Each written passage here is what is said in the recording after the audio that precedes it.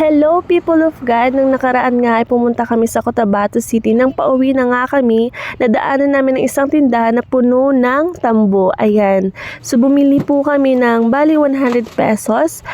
At first time ko ngang magbalat ng tambo o bamboo. Dahil kadalasan naman, bumibili ako sa palengke yung nabalatan na at nakaslice na. Nung una nga, hindi ko mawari kung paano magbukas o paano balatan itong bamboo na ito.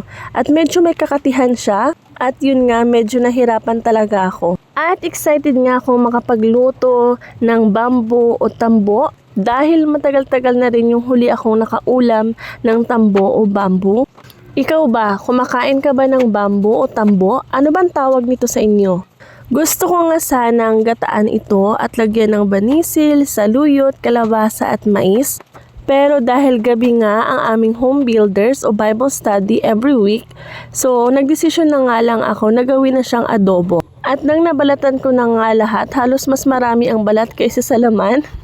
At dito nga ay inisa-isa ko ng kudkurin ang tambo o ang bamboo. Napakalit nga lang 100 pesos dahil mas marami ata ang balat niya kaysa sa laman. Pero okay na rin dahil sapat lang naman ito para sa lahat. Mas maraming ang panahon o time ang mauubos mo pag ikaw pa ang magbalat. Mas okay na siguro yung bumili ka na lang sa palengke yung nakaslice na. Nang pagdating mo sa bahay, lulutuin mo na lamang. Hindi yung babalatan mo pa. Medyo makati kasi siya eh. So after nga ng pagluto ko nito, talagang naligo ako din. Kating-kati na yung buong katawan ko. Siguro dahil yun sa balat niya na parang may mga sprinkle na nakadikit na kulay black. So makati talaga. Di bali na nga lang, importante makapag-ulam tayo ng tambo. Kailangan nating magsikap, magpagod para sa masarap na ulam. Ang pinakagusto ko ngang pagluto nito ay yung ginataang tambo na may kalabasa, mais at saka saluyot. Pero nga lang, napakahirap naman kasing maghanap ng nyog at magkudkud ng nyog. Especially yung pagbukas ng nyog. Ang hirap magbukas, ang hirap magkudkud. Pero yun nga, the more ka nahihirapan sa pagluto o mahirap siyang i-prepare ang pagluto ng isang dish, talaga nga namang napakasarap ang resulta. Ayan na nga, so nakudkud ko na nga lahat.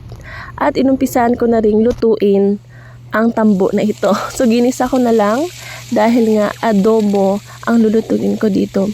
Gusto ko nga sanang gataan kaso nga gabi ang home builders namin. So ang iba hindi ko makain ng ginataan paggabi. Gusto ko nga ang luto ko ng mga pagkain ay lutong kahoy. Iba naman talaga ang lutong kahoy. Napakasarap at talagang lutong-luto ito.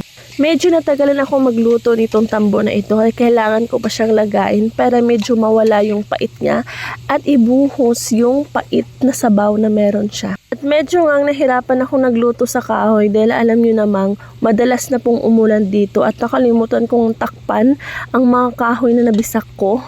Pero okay lang yun, nag-aapoy rin naman siya. Importante makapagluto tayo. At kung gusto mo nga magluto nito, marami kang mabibili sa palengke sapagkat ngayon panahon ng tambo dahil maulan ang panahon. So ayun na nga, naluto ko ng adobong tambo. Yun lang, God bless!